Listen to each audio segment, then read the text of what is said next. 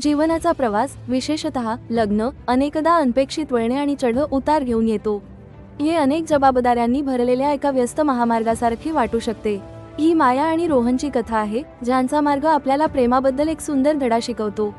लांब दिवसानंतर मायाला अनेकदा शांत थकवा जाणवत असे.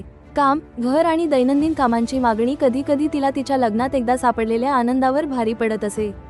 ती रोहनवर खूप प्रेम करत होती, पण त्यांना वाटत होते की त्यांचे नाते त्याची चमक गमावत आहे, फक्त एक रुटीन बनत आहे. रोहनने निरीक्षणशील आणि दयाळू मायामधील सूक्ष्म बदल पाहिला. त्याने तिचे थकलेले डोळे आणि खांद्यांमधील किंचितसा थकवा पाहिला. तो जाणून होता की त्याला त्यांचे सहजीवन फक्त वेळापत्रक आणि कामांपेक्षा अधिक असावे असे वाटत होते. त्याने मोठे हावभाव किंवा महागड्या भेटवस्तूंचे नियोजन केले नाही. त्याऐवजी रोहनने छोट्या, विचारशील दयाळू कृतींनी सुरुवात केली. प्रत्येक सकाळी तो शांतपणे तिचा आवडता हर्बल चहा तयार करायचा. तो तिच्या पलंगाशेजारी एका हस्तलिखित चिठ्ठीसह वाफळत ठेवायचा. शुभ प्रभात माझ्या प्रिये, तू सूर्यापेक्षा अधिक तेजस्वी दिसतेस. एका संध्याकाळी तिला एका कठीण फोन कॉल नंतर तणावग्रस्त पाहून रोहनने फक्त तिचे आवडते शांत करणारे संगीत लावले. नंतर त्याने त्यांचे साधे शाकाहारी रात्रीचे जेवण तयार करण्याची जबाबदारी घेतली. तिला आराम करू दिला. मायाने त्याला पाहिले. एक हलके स्मित तिच्या ओठांना स्पर्श करत होते.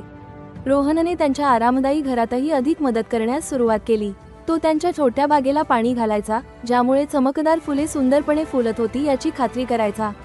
माया तिच्या दिवसाबद्दल बोलताना तो लक्षपूर्वक ऐकायचा, खरे प्रश्न विचारायचा आणि दिलासा देणारे शब्द द्यायचा. तुझे विचार माझ्यासाठी महत्त्वाचे आहेत माया, तो नेहमी म्हणायचा. या लहान, सातत्यपूर्ण कृतीमुळे मायामध्ये हळूहळू काहीतरी बदलू लागले.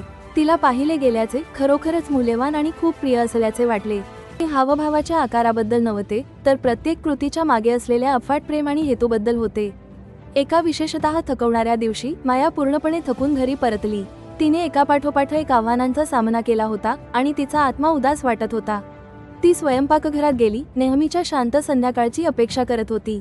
त्याऐवजी रोहनने आधीच एक स्वादिष्ट शाकाहारी स्टर फ्राय तयार केले होते. मसाल्यांच्या सुगंधाने भरलेले आणि त्यांच्या सर्वोत्तम प्लेट्ससह टेबल लावले होते. पार्श्वभूमीत हलके वाद्य संगीत वाजत होते, ज्यामुळे हवा शांततेने भरली होती.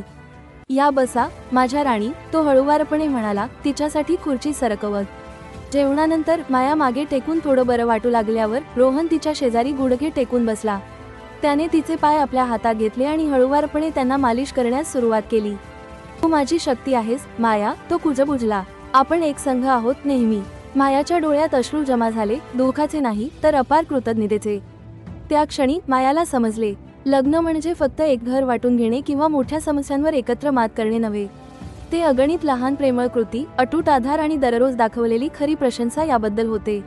रोहनचे प्रेम एक मोठी घोषणा नव्हते, ती एक सतत कोमल धारा होती, ज्यामुळे त्यांचा प्रवास सुंदर बनला. पतीचे अटूट प्रेम, सातत्यपूर्ण दयाळूपणा आणि समजूतदारपणाद्वारे व्यक्त केलेले, खऱ्या अर्थाने एक लग्न एक अद्भुत, आयुष्यभराचा प्रवास बनवते.